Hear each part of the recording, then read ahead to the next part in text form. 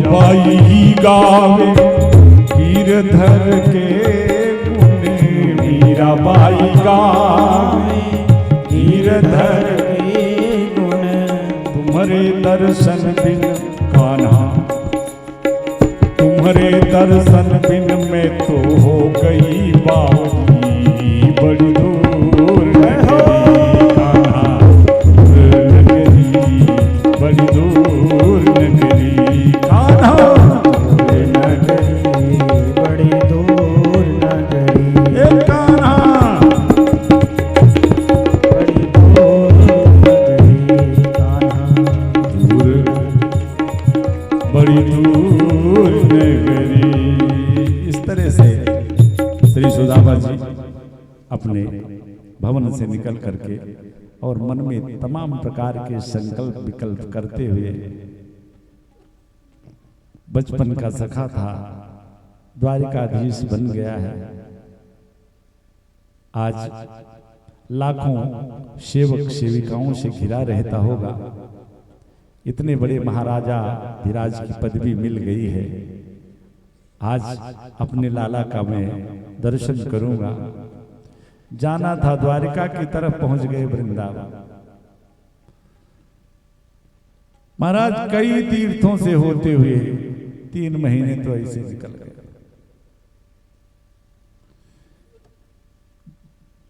आज एक समस्या सुदामा जी के सामने और आ गई। एक मार्ग से जा रहे थे, सामने से एक नदी आ गई। अब बताओ नदी कैसे पार करें?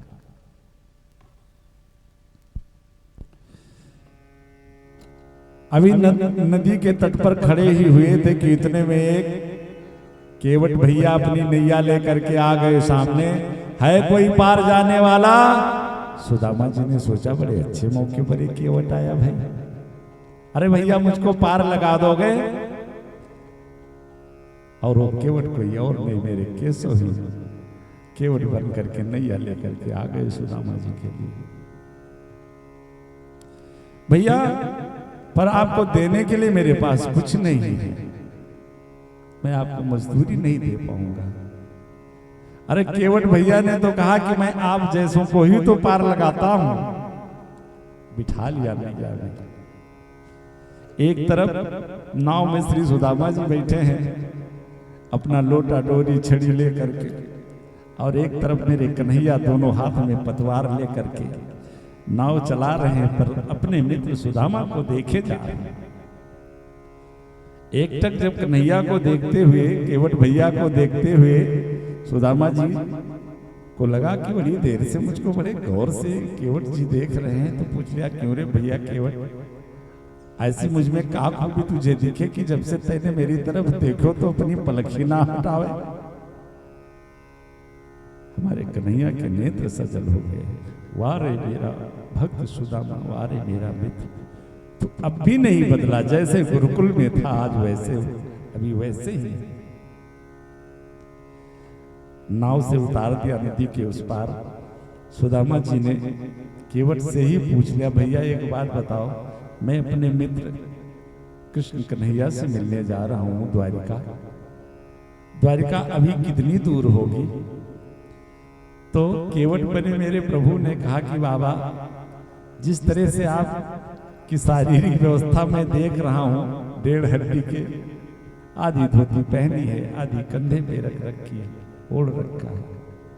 महाराज पूरा दिन चलोगे तो हमारे ख्याल से 1.5 किलोमीटर से ज्यादा आप दूरी नहीं तय कर पाओगे, और इस तरह चलोगे तो 3 महीने तो कम से कम लग ही जाएंगे द्वारिका पहुंचने में। सुदामा जी ने कहा भैया कन्हैया अब तेरी तू जाने भैया, अब तो मेरे बस का नहीं रहा चलना, ऐसे 3 महीने से भटक रहा हूं। वहीं नदी के किनारे बालू के रेते में लेट गए, आधी धोती जो ओढ़ रखी थी उसी को ओढ़ लिया, हाथ का तकिया बनाया,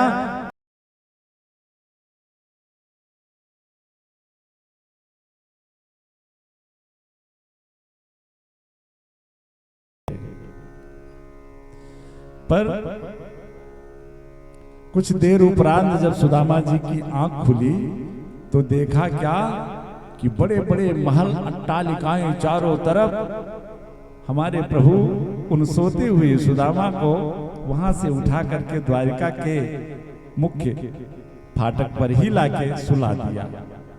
आंख खुली तो इतना सुंदर नगर, चारों तरफ बड़ी बड़ी अट्टालिकाएं, स्वर्णिम राजमहल देख करके सुदामा जी बड़े आश्चर्य में, ये भैया हम कहाँ आ गए। तब तक एक द्वारिका भासी उधर से निकला तो उससे सुदामा जी ने पूछ लिया, भैया एक बात बताओ, हमें द्वारिका जानो। उसने कहा, बाबा आप द्वारिका में ही तो खड़े हो। कहा, अच्छा द्वारिका में ही खड़े हैं, तब तो फिर ये बताओ कि मेरा ये कृष्ण कन्हैया कहाँ मिलेगा। उसने कहा, ये अभी आप नाम जो आपने लिया है, ये कृष्ण कन्हैया, ये कौन। तो कहा, भाई यहाँ के जो राजा हैं वो श्री कृष्ण। और जैसे श्री कृष्ण नाम श्री सुदामा जी के मुख पे आया, उस सेवक ने तो दौड़ करके सुदामा जी के मुख पे हाथ रख लिया। अरे विप्र देवता, मेरे महाराजाधिराज श्री कृष्णचंद्र कि जिनके नाम के आगे पीछे इतने विशेषण लगाए जाते हैं, श्री श्री 1008 श्री महाराजाधिराज श्री कृष्णचंद्र द्वारिकाधीश, अब आप ये जाने कैसा नाम ले रहे हो। कहा, भैया अब वो हैं, ठीक है, यहाँ के महाराजा हैं, लेकिन ये हमारे बचपन के सखा हैं और हम बचपन में इसी नाम से उनको पुकारा करते थे, पर है तो द्वारिकावासी ना, भगवान के ही सभी पार्षद हैं।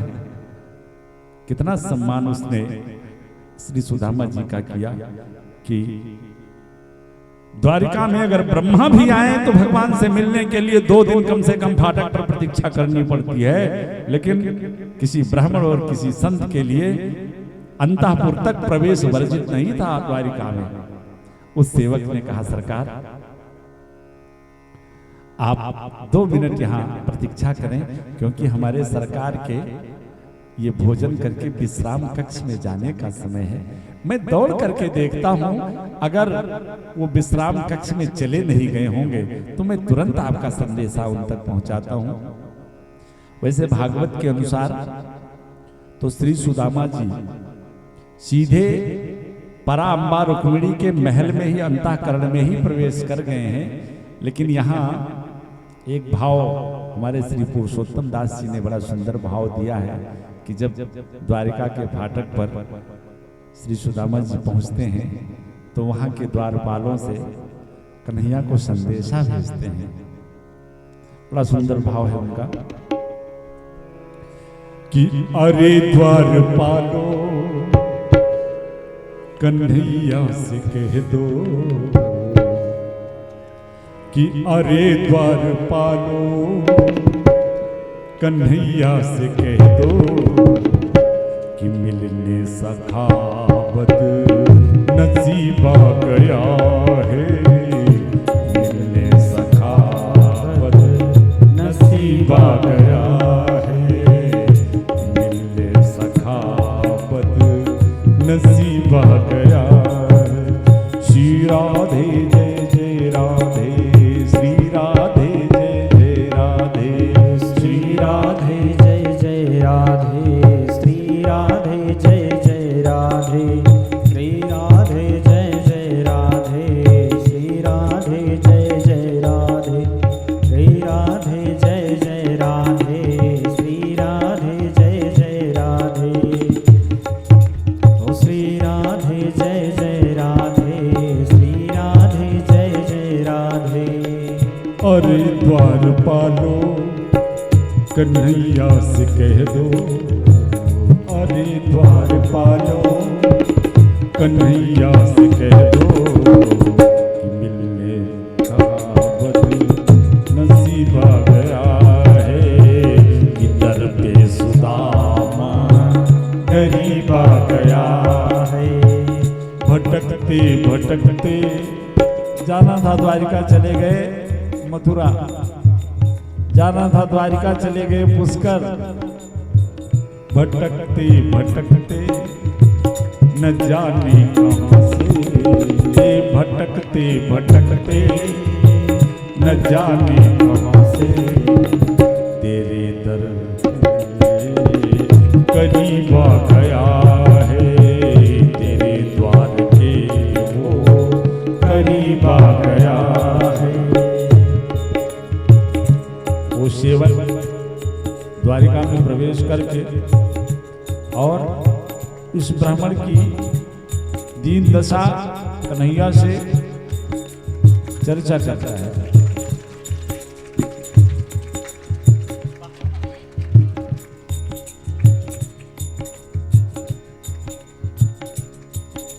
अब कहो का होगा? अच्छा,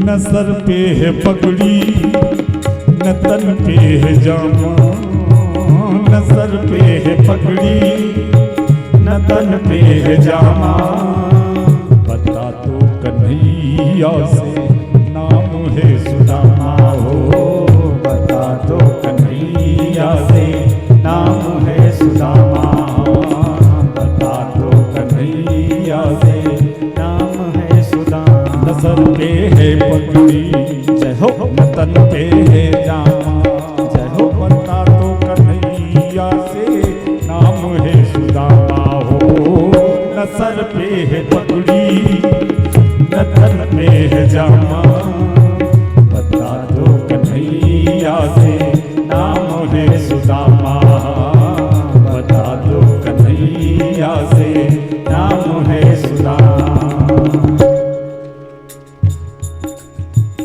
तुम एक बार मोहन से जा कर के कह दो, तुम एक बार मोहन से जा कर के कह दो, मिलने सखावत नसीबा गया है, मिलने सखावत नसीबा गया है।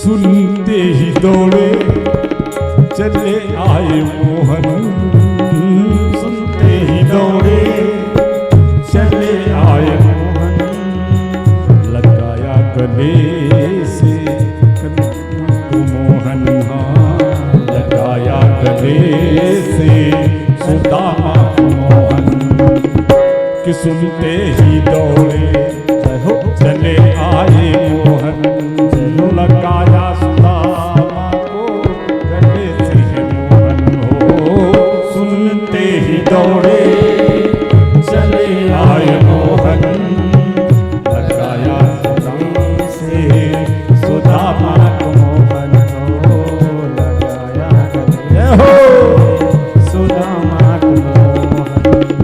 हुआ रुक्मिणी को बड़ा ही अचंभा, हुआ रुक्मिणी को बड़ा ही अचंभा, ये मेहमान कैसा अजीबा गया है, मेहमान कैसा अजीबा गया है, ये मेहमान कैसा अजीबा गया है। लेकिन द्वारपाल द्वारका के अंदर प्रभु अभी भोजन करके और अपने विश्राम कक्ष में जाने ही वाले थे, इतने में वो सेवक द्वार से भगवान के चरणों में जाकर के महाराजा अधिराज की जय हो, भगवान एक क्षण के लिए रुक गए। सेवक की तरफ देखा, क्या बात है। कहा सरकार इतने दिन हो गया मुझे द्वारिका के फाटक पर ये सेवा का अवसर मुझे जो आपने प्रदान किया, इस द्वारिका के फाटक पर पहरेदारी करते बरसों बीत गए, लेकिन आज जैसी विभूति इस द्वारिका के फाटक पर खड़ी है, आज तक महाराज मैंने ऐसी दिव्य विभूति नहीं देखी। और जो आपको अपना सखा बता रहा है वो सेवक श्री सुदामा जी के स्वरूप का चित्रण करता है। श्री पुरुषोत्तम दास जी ने बड़ा सुंदर भाव दिया।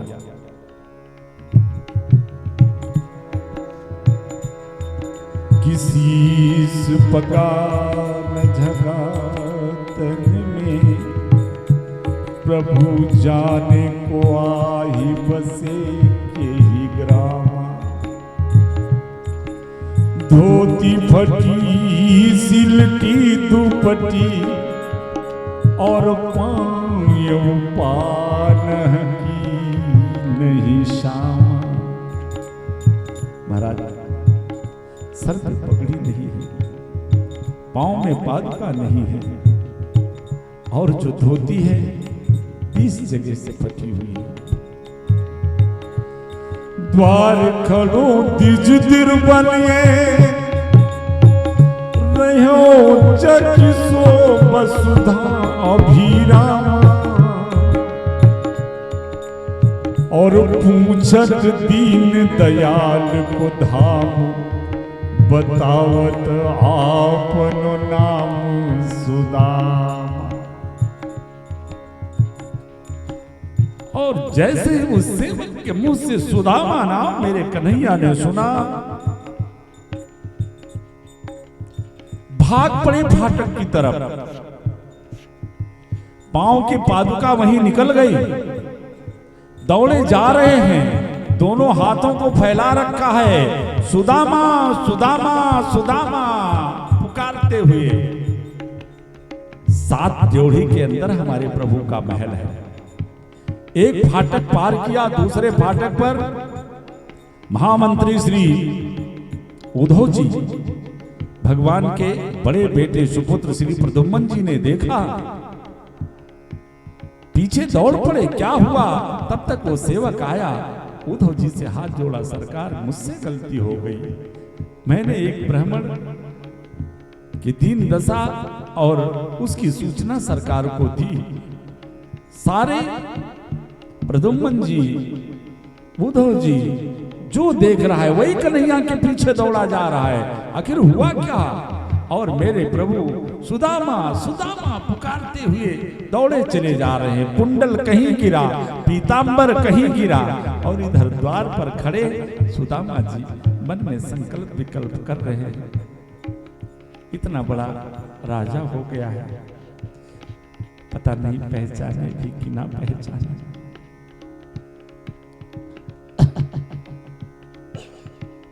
धन्य मेरे ठाकुर जी, 7 फाटक पार करके नंगे पांव जब श्री सुदामा जी ने देखा कि मेरा कन्हैया तो हाथ फैलाए दौड़ा चला आ रहा है, सुदामा जी भी दौड़ पड़े और दोनों मित्र एक दूसरे को पकड़ करके, श्री सुखदेव जी कहते हैं परीक्षित भगवान इतना जोर से रोए, सुदामा जी भी रोने लगे। पर सुखदेव जी कहते हैं परीक्षित आश्चर्य की बात कि सुदामा के नेत्र श्री श्याम सुंदर के नेत्र से तो ऐसी अश्रुधारा निकली कि पानी परात को हाथ छुओ नहीं, नैनन के जल से पग धोए। लेकिन सुदामा जी रो तो रहे हैं, लेकिन नेत्रों से एक बूंद आंसू नहीं आ रहे। महाराज परीक्षित ने कहा सरकार क्यों। कहा सुदामा जी विचार कर रहे हैं कि कहीं मेरे कन्हैया के सेवकों को, मेरे कन्हैया के जो परिवारी जन है, कहीं लोगों को ये ना लगे कि ये ब्राह्मण कुछ मांगने आए।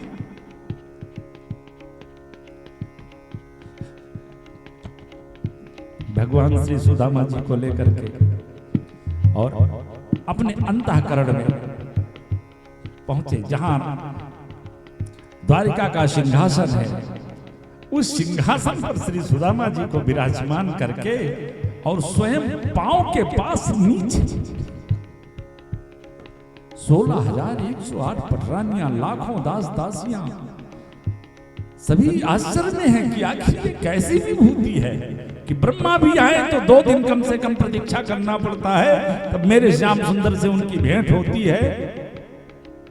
भगवान को लगा कि पराम्बा रुक्मिणी जी के मन में भी संशय है।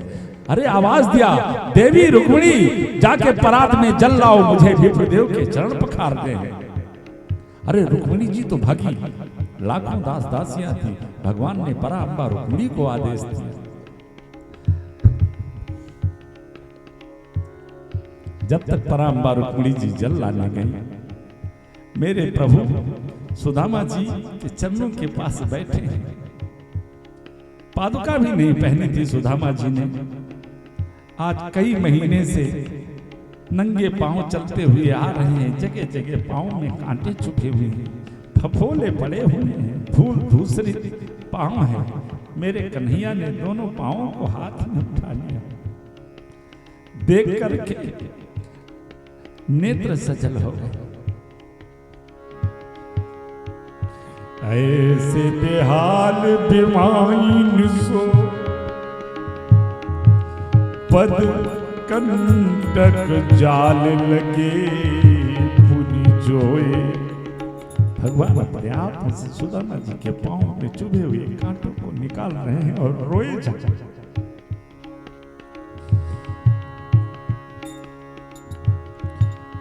ऐसे बेहाल बीमाइन सो पद कंटक जाल लगे पुनि जोए।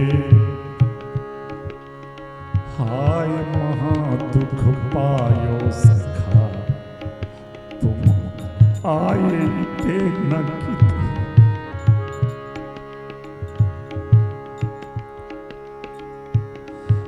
हाय महा दुख पायो सखा तुम आए इते न किते दिन खोए।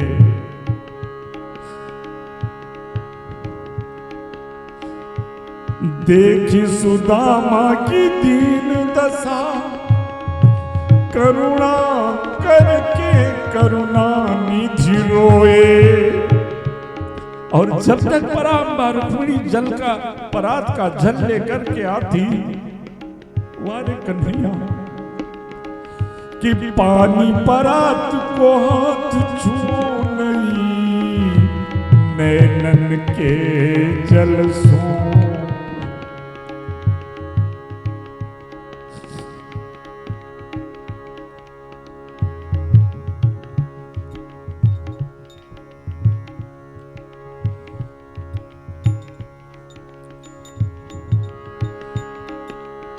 ऐसे बेहाल बीवाइन सो पद कंटक जाल लगे पुनि जोए। हाय महा दुख पायो सखा तुम आए ते न किते दिन खोए।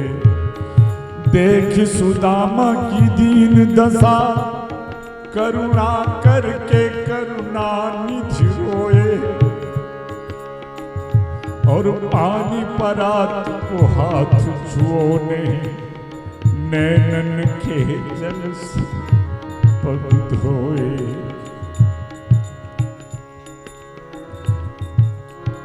मधुर मधुर नाम सीताराम सीताराम।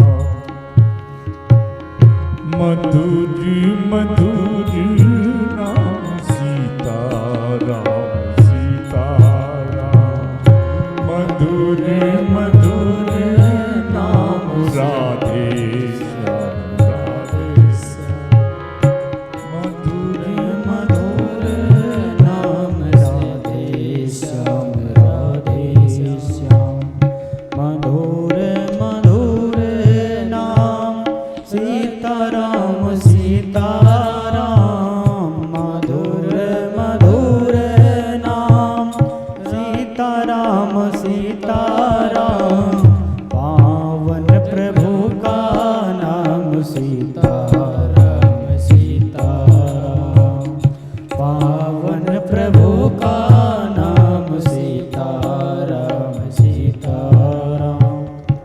मधुर मधुर नाम राधे श्याम राधे श्याम। मधुर मधुर नाम राधे श्याम राधे श्याम। मधुर मधुर नाम राधे श्याम राधे श्याम। मधुर मधुर नाम राधे श्याम राधे श्याम। मेरे प्रभु जब तक पराम्बा रुक्मिणी जी जल लेकर के आती तब तक तो मेरे कन्हैया ने अपने नेत्रों के जल से ही श्री सुदामा जी के चरण का पाद प्रक्षालन कर दिया, पांव धो दिया। पराम्बा रुक्मिणी जी आश्चर्य, कैसी विभूति है ये। श्री हमारे द्वारिकाधीश श्री कृष्ण भगवान हमारे कन्हैया ने विचार किया कि जब तक इस सिंहासन पर सुदामा जी को मैं विराजमान रखूंगा तब तक ये बड़े संकोच में है, ये अपने को सहज नहीं महसूस कर पा रहे। इसलिए भगवान सुदामा जी को लेकर के और अपने सबसे उत्तम महल पराम्बा रुक्मिणी जी के महल में गए और जिस सैया पर हमारे श्री कृष्णचंद्र भगवान शयन करते हैं, मेरे प्रभु ने सुदामा जी को उस सैया पे विराजमान किया। अब जब शैया पे विराजमान किया, जलपान इत्यादि भोजन इत्यादि के उपरांत प्रभु सुदामा जी भगवान की सैया पर विराजमान हैं और हमारे कृष्ण कन्हैया उनके चरणों के पास बैठ करके उनका चरण स्पंदन करने लगे, चरण दबाने लगे। पराम्बा रुक्मिणी जी ने विचार किया कि चराचर जगत जिनकी सेवा करता है, आज जिस विभूति की, जिस अवधूत की ये सेवा कर रहे हैं, मुझे भी कुछ करना चाहिए। दौड़ के गई, पंखा लेकर के आई और सिरहने खड़ी होकर के श्री सुदामा जी को पंखा झलने लगे। विचार करो कि जिसके भाग्य की कल्पना कीजिए सुदामा जी के कि जिसका चरण नारायण दबा रहा है, अपने हाथ से चरण दबा रहा है और लक्ष्मी जी खड़ी होकर के जिसको पंखा हाँक रही हैं, क्या वो गरीब है? गरीब हो सकता। अब तो श्री कन्हैया जी ने सुदामा जी से तमाम प्रकार की, मित्र एक बात बताओ, जब बचपन में हम सभी पढ़ते थे तो हम सभी आपसे शादी विवाह के लिए कहते थे तो आप कहते थे कि नहीं ब्रह्मचारी रहेंगे, विवाह नहीं करेंगे। एक बात बताओ मित्र, तुमने शादी वादी करी कि ना करी? अब तो फिर बचपने वाली वही बात, आज तो 50 वर्ष के बाद वो देखो ना, बुढ़ापे में भी अगर बचपन के दो सखा मिल जाए तो उनको बचपना याद ही आ जाता है। आज तो फिर वही बचपने वाली बात शुरू। हाँ तो भैया सुदामा एक बात बताओ, तुमने शादी वादी करी कि ना करी? सुदामा जी ने कही नहीं लाला, वो ऐसा है कि जब घर आया तो पिताश्री के आदेश अनुसार और विवाह किया और वो तुम्हारी भाभी जो है नाम है सुशीला, जैसा नाम है वैसे बड़ी सुशील, बड़ी परम भक्त हमारी और बड़ी सेवा करती है। कन्हैया ने कहा अरे मित्र, शादी भी कर ली और तनक संदेशा भी ना दियो हमको। सुदामा जी बेचारे तो झेप गए। और भैया कन्हैया क्या करूं, वो जल्दी जल्दी में सब हो गया। और अब सुदामा जी ने कहा अच्छा तो लाला एक बात बताओ, हमारी तो तुमने पूछ ली, अब तुम जरा अपनी बताओ भैया, तुम्हारी शादी वादी का क्या हाल है, शादी वादी करी कि नहीं करी? कन्हैया ने कहा एक काम करो मित्र, शादी तो हो ही गई है, अब तुरंत सबसे मिलवाई देते हैं। सबसे मिलवाई देते का? 2-4 शादी कर रखी है का? अरे महाराज भगवान ने कहा मित्र अब जितनी है मैं आपको सबसे। अरे सुदामा जी तो प्रसन्न हुआ, रे भैया तेरे बड़े ठाट, अरे लाओ बुलाओ बुलाओ सबको, मैं खूब ढेर सारा आशीर्वाद दूं। पराम्बा रुक्मिणी जी आई, पीछे से सत्यभामा जी आई, फिर पीछे से जामवंती जी आई, चरणों में प्रणाम किया। अरे सुदामा जी मारे खुशी के प्रसन्न होकर के पति प्रिया भवा, पुत्रवती भवा, सौभाग्यवती भवा, चिरजीवी भवा, खूब ढेरों सारा आशीर्वाद दिया। अब ये तीनों हटी, पीछे से कालिंदी भी आ गई। उन्होंने फिर भगवान की तरफ सुदामा जी ने देखा कि क्यों नहीं लाला, अब ये कौन आ गई? भगवान ने कहा मित्र, अब यह समय जितनी आवे उन सबन को मान लो, सब वही है। कहा यार इसके माने 10 20 50 कर रखा का? भगवान ने कहा एक काम करो, हम सबको बुला देते हैं, आप गिनती भी करते जाओ और आशीर्वाद दे। अरे सुदामा जी को, हाँ भैया बुलाओ सबको, मैं खूब ढेर सारा। अब गाड़ी जब 100 200 500 के पार पहुंच गई तो अभी तक तो सुदामा जी खूब ढेर सारा आशीर्वाद दे रहे थे, सौभाग्यवती भवा, पति प्रिया भवा, चिरजीवी भवा। लेकिन अब आशीर्वाद देते देते गला बैठने लगा, हाथ दुखने लगा। तो अब तो संक्षेप में आशीर्वाद भी देने, भाव भाव भाव भाव लाइन लगी है। गाड़ी जब 1000 2000 4000 के पार चली गई, कन्हैया की तरफ मुड़ करके सुदामा जी ने देखा, कहा मित्र एक बात बताओ अभी कितनी है? कन्हैया ने कहा मित्र अभी तो आजू ना आए भाई। आप तो सुदामा जी बेचारे परेशान। अब हाथ उठे ना, अब आप विचार करो कि 10-20 हजार बार हाथ ऊपर नीचे करना पड़े। सुदामा जी ने कहा भैया अब तो गला जवाब दे गए, हाथ उठे ना, अब हमसे आशीर्वाद भी ना दियो जाए। कन्हैया ने कहा तो महाराज आपने घर में लड़ाई कराई आज। जिसको आशीर्वाद मिल गया, जिसको नहीं मिला है तो लड़ाई होगी नहीं होगी? भगवान ने कहा, सुदामा जी ने कन्हैया से कहा देख कन्हैया, ये जो तुम्हारी पत्नियां हैं ये तुम्हारी हैं अर्धांगिनी, और तुम हो इनके अर्धांग। तो एक काम करो भैया, अब तुम इन सबन की तरफ से तुम ही हमको प्रणाम कर लो, हम तुमको आशीर्वाद दे दें एक बार में, तो इन सबको आशीर्वाद मिल जाए। भगवान ने प्रणाम किया, सुदामा जी ने आशीर्वाद दिया। एक बड़ा सुंदर भाव एक कविता के माध्यम से कि जब श्री सुदामा जी भगवान के महल में पहुंचे और भगवान ने स्वयं सेवा करके उसके बाद में अपनी समस्त 16,108 महारानियों को बुलाया।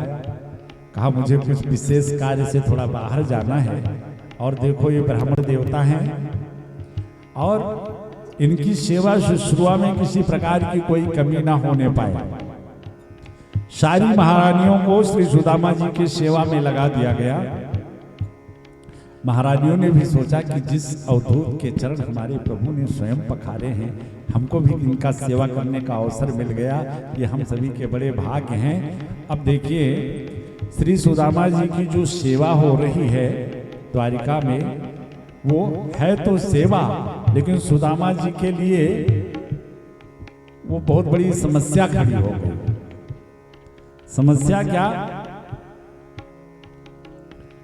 वहां की सेवा देख करके सुदामा जी तो मन में ये विचार करने लगे कि कन्हैया से मिले, ये तो बड़े प्रेम की बात है, लेकिन यहाँ की सेवा अंगुरी घिउ माँ है, हर मूड़ी कड़हिया माँ,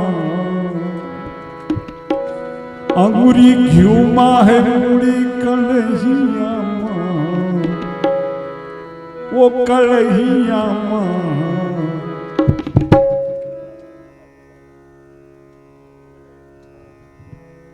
अंगुरी घिउ माँ है मूड़ी कड़हिया माँ, बड़ा सुख रहबै मड़ैया माँ, बड़ा सुख रहबै मड़ैया माँ। अंगुरी घिउ माँ है मूड़ी कड़हिया माँ, कड़हिया माँ, बड़ा सुख रहबै मड़ैया माँ, बड़ा सुख रहबै मड़ैया माँ, अजी बड़ा सुख रहबै मड़ैया माँ। सुदामा जी सोच रहे हैं इस सेवा से अच्छा तो वही बढ़िया था, अपनी टूटी फूटी मड़ैया में अपने सुशीला के साथ हम रहते थे। अच्छा, ऐसा क्यों सोचना पड़ा सुदामा जी के लिए? वास्तव में बड़ी समस्या है। समस्या क्या है कि माघ का महीना है जब सुदामा जी द्वारिका गए, ठीक है। अब इन महारानियों ने विचार किया कि सबसे पहले विप्र देवता के वस्त्र गंदे हैं, शरीर मैली है, लाओ पहले इनको स्नान करा लिया जाए। तो सभी सुदामा जी को लेकर के गई और कुएं के ऊपर सोने की चौकी रख दिया। बाहर स्नान करने के लिए सुदामा जी को बिठाया उस चौकी पर। अब देखो सुदामा जी की स्थिति, चौकी पे बैठे सुदामा नहाने, चौकी पे बैठे सुदामा नहाए, लेकिन नजारा लगे थर थराने, लेकिन नजारा लगे थर थराए। क्या कि अब जितनी रानियां हैं सभी रानियां थी लिए अपना कोटा, सभी रानियां लिए अपना कोटा और 16,108 लोटा। सारी महारानियां एक एक लोटा जल ले करके लाइन से खड़ी है। 16,108 लोटे का जल, महीना माघ का, अंदाजा लगाओ। समस्या हो गई ना सेवा में। किस रानी के हाथ से स्नान करें और किस रानी के हाथ से ना करें, समस्या है। जिस रानी के हाथ से ना नहाए सो उठेगी। कई लोटा नहाते हो ठंडी में, अंदाजा लगाओ। कबो कबो पीठ भीजत है, क्यों भीजते नहीं। अब सुदामा जी के लिए सोचो 16,108 लोटा। सभी रानियां थी लिए अपना कोटा, 16,108 लोटा। सुदामा जी सोच रहे हैं, बाप रे, अगर ये स्नान प्रक्रिया पूरी हुई तो सुदामा लागी जाड़ा मिटी ना रजैया, लागी जाड़ा मिटी ना रजैया, लागी जाड़ा मिटी ना रजैया, रजैया। और इस सेवा से, इस द्वारिकापुरी से तो बढ़िया बड़ा सुख रहा वही मड़ैया, बड़ा सुख रहा वही मड़ैया, बड़ा सुख रहा वही मड़ैया, बड़ा सुख रहा वही मड़ैया। चलो भैया, अब केवल नहाने वाली ही समस्या होती तो चलो किसी तरह टल भी जाता। अब सुदामा जी ने कैसे इस क्रिया को पूरा किया तो वही जाने। आगे जो समस्या आई ये सबसे बड़ी। वो समस्या क्या? अब स्नान के बाद भोजन की बारी आती है, और जब भोजन करने के लिए सुदामा जी बैठे तो भोजन पे बैठे सुदामा निराले, भोजन पे बैठे सुदामा निराले, भोजन पे बैठे सुदामा निराले। सभी महारानियों का देखिए, द्वारिका में 16,108 महल बने हैं। सभी महारानियों का आवास अलग अलग है। सभी महारानियों ने अपने अपने महल में विप्र सुदामा के लिए भोजन तैयार कर रखा है। अब देखो, भोजन पे बैठे सुदामा निराले, भोजन पे बैठे सुदामा निराले, सभी रानियां अपना कोटा संभाले, सभी रानियां अपना कोटा संभाले। अब समस्या हो गई सुदामा जी के लिए। चले सांस ऊपर नीचे हाली हाली। अब क्या करी बताओ। चलो नहाने वाला रहा, किसी तरह पार किया। 16,108 रानियां थाली लेकर लाइन से खड़ी है। अगर एक एक थाली में से निकाले तो बताओ कितना कौर हो गया। 150 का और ज्यादा से ज्यादा हम लोग खाते हैं, अंदाजा लगाओ। चल सांस ऊपर, चल सांस ऊपर नीचे हाली हाली, और 16,108 थाली। सुदामा जी सोचे तो बड़ी समस्या हो गई, अब क्या करें? अब तो फंस गई ले उकरू बकैया, अब तो फंस गई ले उकरू बकैया, अब तो फंस गई ले उकरू बकैया, अब तो फंस गई ले उकरू बकैया, बड़ा शुक्र है मड़ैया, अजी बड़ा शुक्र है मड़ैया, अजी बड़ा शुक्र है मड़ैया। अमुरी की माँ है मूड़ी कड़ैया, कड़ैया, बड़ा शुक्र है मड़ैया, अजी बड़ा शुक्र है मड़ैया। अच्छा चलो भैया, एक अंतिम सेवा सुदामा जी की सुन लो, फिर हम लोग आगे बढ़े। कैसे भोजन प्रक्रिया निभाई ये सुदामा जी जाने, लेकिन एक जो आखिरी सेवा है वो बड़ी खतरनाक है, और वो बड़ी समस्या आ गई सुदामा जी के लिए। भोजनों उपरांत सभी महारानियों ने अपने अपने कक्ष में बढ़िया सा बिस्तर लगाया कि विप्र देवता को ला करके अपने कक्ष में, सैन्य कक्ष में उनको पथरवाएंगे, उनकी चरण सेवा करेंगे। और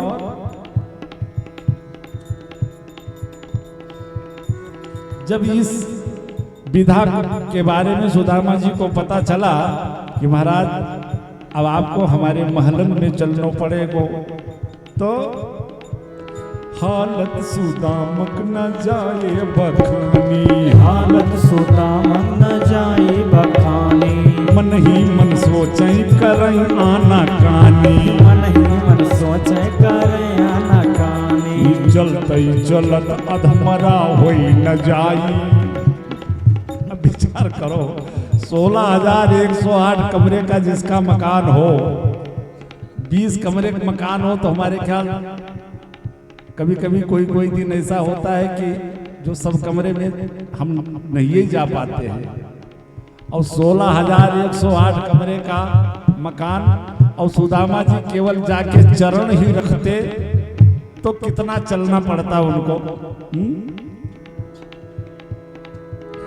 की हालत सुदामक न जाए बखानी, हालत सुदामक न रहे बखानी, मन ही मन सोचे करें आना कानी, मन ही मन सोचे करें आना कानी, चलते चलत अधमरा हुई न जाई, चलते चलत अधमरा हुई जाई, कैसे हजारन कोठरिया माँ जाई। विचार किया भाड़ में जाई सेवा, इससे अच्छा तो यही था कि कहूँ जाई मेरी ताल तलैया, कहूँ जाई मेरी ताल तलैया, कहूँ जाई मेरी ताल तलैया, कहूँ जाई मेरी ताल तलैया, तलैया, बड़ा शुक्र है मड़ैया, अमुरी घुमा है कलहिया, कलहिया, बड़ा शुक्र बोलो भक्त भगवान की। ये तो भक्तों की एक भावना है, एक कल्पना है, और वास्तविकता है कि जरूर ऐसी समस्याएं उत्पन्न हुई होंगी। हमारे श्री श्याम सुंदर जी भागवत में श्री सुखदेव जी महाराज कहते हैं, परीक्षित एक रात्रि से ज्यादा सुदामा जी द्वारिकापुरी में नहीं रहे। अगले दिन सुबह सुदामा जी ने कन्हैया से कहा, कान्हा तेरे दर्शन के लिए आया था, तेरा दर्शन हो गया, अब लाला अनुमति दे मैं चलूं अपने धाम में। कन्हैया ने भी नहीं रोका। मित्र एक बात बताओ, अगर तुम घर में रहे होते, अकेले रहे होते, भाभी घर में ना रही होती, तो स्वाभाविक है तुम खाली हाथ आ जाते। लेकिन घर में भाभी है तो उसने जब सुना होगा कि तुम हमसे मिलने आ रहे हो तो हम हमारे लिए कुछ उपहार जरूर भेजा। सुदामा ने कहा भैया हम गरीब, आप इतने बड़े महाराजा धीराज, आपको देने के लिए हमारे पास क्या है। सुदामा जी सोच रहे हैं ये 7 घर के मांगे भये चावल फटे पुराने कपड़े में निकाल करके मैं कन्हैया को दूं तो हमारे कान्हा की कितनी बड़ी बदनामी होगी। हाँ, सभी सोचेंगे कि इनका इतना बदनसीब, इतना गरीब कोई सखा है, इस भाव से। पर मेरे कन्हैया ने झपट करके श्री सुदामा जी के बगल से वो पोटली निकाली और जब उस पोटली को खोला देखा, नेत्र सजल हो गए। एक मुट्ठी चावल अपने मुंह में डाला और कहा मैं सुदामा को एक लोक के ऐश्वर्य का सुख प्रदान करता हूं। दूसरी मुट्ठी चावल उठा करके मुख में डालने ही जा रहे थे कि इतने में परांबर रुक्मिणी ने हाथ पकड़ लिया। सरकार सब देख करके स्वयं सुदामा बनना चाहते हो क्या?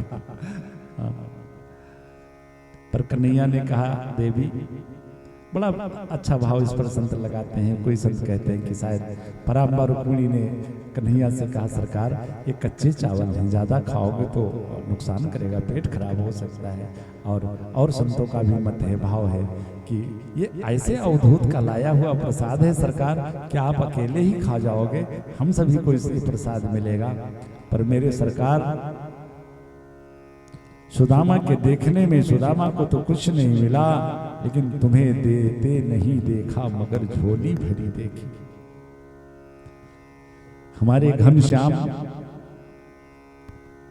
एक घनश्याम जो बादल हैं और दूसरे घनश्याम हमारे जो ब्रह्म हैं, जैसे इन बादलों की जो गति होती है कि रात्रि में ये आते हैं और बारिश करके चले जाते हैं। कभी इसकी कामना नहीं रखते कि लोग मुझे इस जल देने के लिए मुझे धन्यवाद दें कि वाह रे बादलों तुमने बड़ा जल बरसाया। कभी इसकी प्रतीक्षा नहीं करते, कभी इसकी कामना नहीं करते। ऐसे मेरे ठाकुर अपनी दयालुता जब बरसाते हैं तो उसके पीछे उनकी कोई कामना नहीं होती। सुदामा जी को वो ऐश्वर्य प्रदान कर दिया जो ऐश्वर्य द्वारिका में है। सुदामा जी जब चलने लगे तो कन्हैया ने अपनी एक पटरानी को आवाज दिया, अरे लाओ भाई, विप्र देवता की धोती सूख गई होगी, क्योंकि नए वस्त्र धारण करवा दिया था महारानी ने। तो आवाज दिया, सुदामा जी जो वस्त्र पहन करके आए थे देखो वो सूख गए होंगे, ला करके दे दो बदलने। सुदामा जी ने सोचा जो धोती पहनाई थी वो भी खुलवा लेगा क्या, ये मैं जानता हूं ना, ये बचपन का नटवर है। वो वस्त्र भी त्याग दिया, सुदामा जी वहां से चले। लेकिन देखिए मन में जरा भी कोई उद्वेलित नहीं है मन, क्योंकि जिस कार्य के लिए आए थे, मैंने कहा था ना एक दिन, क्रोध का जन्म कामनाओं की आपूर्ति में होता है। अगर सुदामा जी धन के लोभ में द्वारिका आए होते तो जब कन्हैया ने देखने में कुछ नहीं दिया था तो जरूर कहीं ना कहीं मन में उद्वेलता आई होती। लेकिन वो तो कृष्ण दर्शन की लालसा लेकर के आए थे, दर्शन हो गया, दोनों मित्र गले मिले और श्री सुदामा जी अपने धाम को चलते हैं। पर विडंबना ये हो गई, पहुंच तो गए अपने धाम, लेकिन जहां सुदामा जी की मड़ैया थी वहां तो लगता है कि सुदामा जी को तो यही लगा कि शायद मैं रास्ता भटक गया और घूम के फिर द्वारिका में आ गया क्या।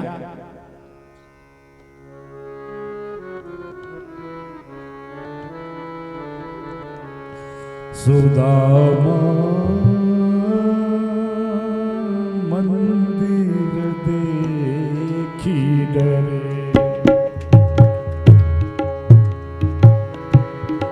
मंदिर देखी डरे, मंदिर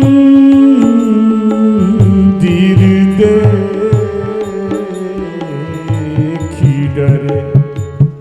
लगता है ये 15 दिन की मेहनत मेरी बेकार गई, रास्ता भटक गया, मैं द्वारिका ही आ गया। तब तक एक कोई सेवक दिख गया, उससे पूछा भैया एक बात बताओ, ये हम कहाँ आ गए? उसने कहा महाराज ये सुदामापुरी है। सुदामापुरी नाम भी नहीं सुना था। सुदामा तो मैं हूं, पर मेरी एक टूटी फूटी मड़ैया थी, ये पूरी मुझको कहां से मिल जाएगी। विचार किया हो सकता है कि जब मैं द्वारिका गया तो करीब महीनों बीत गए, कोई सुदामा नाम के महाराज या सेठ रहे होंगे, उन्होंने मेरी फूस की मड़ैया थी उसको फुकवा उकवा दिया होगा, अपना यहाँ महल अटारी बना के फिट कर दिया।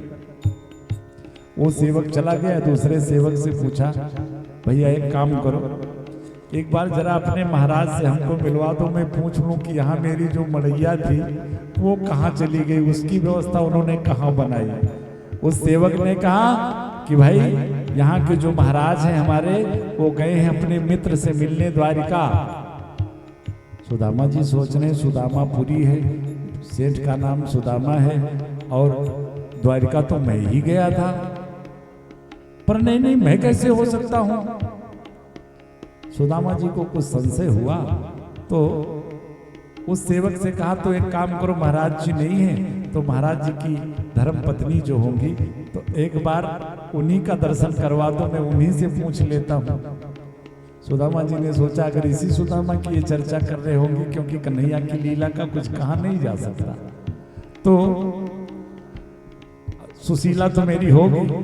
अब वो सेवक जा करके, और जब श्री सुशीला जी को जो कि 7 अट्टालिकाओं के ऊपर लाखों दास दासियों से घिरी हुई और सोने चांदी के आभूषणों से अलंकृत, खूब बढ़िया वस्त्र आभूषण धारण करके और खूब आनंद में बैठी हुई है, वो सेवक जा करके कहा देवी जी महारानी जी, एक कोई ब्राह्मण आया है जो महाराज की महारानी से मिलना चाहता है। सुशीला जी तो पहचान गई, ओहो लगता है स्वामी जी लौट के आ गए। सोने की थाली में आरती सजाई, हजारों सखियों के साथ ऊपर से छम छम छम करते हुए सुशीला आ रही थी। नीचे उतरी, एक जगह सुदामा जी खड़े थे, दूर से देखा तो छोड़ के गए थे तो दुबली पतली बढ़िया एक खट्टी की, अब तो बढ़िया खा पी करके बढ़िया तंदुरुस्ती बन गई है। सुदामा जी थोड़ा और जब महारानी जी नजदीक आई तो दूसरी तरफ मुंह करके खड़े हो गए, ये नहीं है, पहचान नहीं पाए। सुशीला जी आकर के श्री सुदामा जी की आरती उतारने लगी, और जब आरती उतारने लगी और मुड़ करके सुदामा जी ने देखा, जब बहुत नजदीक से देखा तब पहचाना। सुदामा जी के नेत्र सजल हो गए। वारे कन्हैया, तेरा काम यही है कि जो तेरे से जिस चीज की कामना करता है तू उसको वही देता है। मेरे मन में कामना थी कि मैं तेरा दर्शन करूं, सो मुझको तेरा दर्शन मिला। सुशीला से कहा देवी तुम मेरे कन्हैया से, मेरे कृष्ण से धन ही तो चाहती थी ना, लो तुम्हें सारा धन पर्याप्त मिल गया। अब एक काम करो, तुम सोने की बनाओ रोटी और चांदी की बनाओ सब्जी, और खूब प्रेम से इस सोने के महल में रहो, मैं तो चला भजन करने। पर सुशीला जी को भी ज्ञान हो चुका है,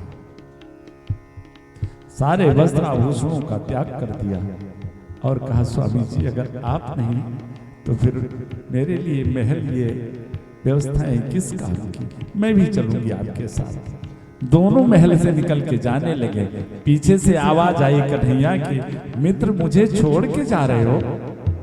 सुदामा जी ने मुड़ करके देखा तो झूले पर कन्हैया बैठा मुस्कुरा रहा है। मित्र, ये जो ऐश्वर्य तुम्हें मिला है ये तुम्हारा पुरुषार्थ नहीं है, ये तुम्हारा कमाया हुआ धन नहीं है, मेरे माया द्वारा रचित धन नहीं है, बल्कि ये तो मेरे द्वारा दिया हुआ दिव्य प्रसाद है। सुदामा और श्री सुशीला जी को आशीर्वाद दे करके मेरे प्रभु द्वारिका गए। यहीं से आगे की कथा आप सभी कल श्रवण करेंगे। समय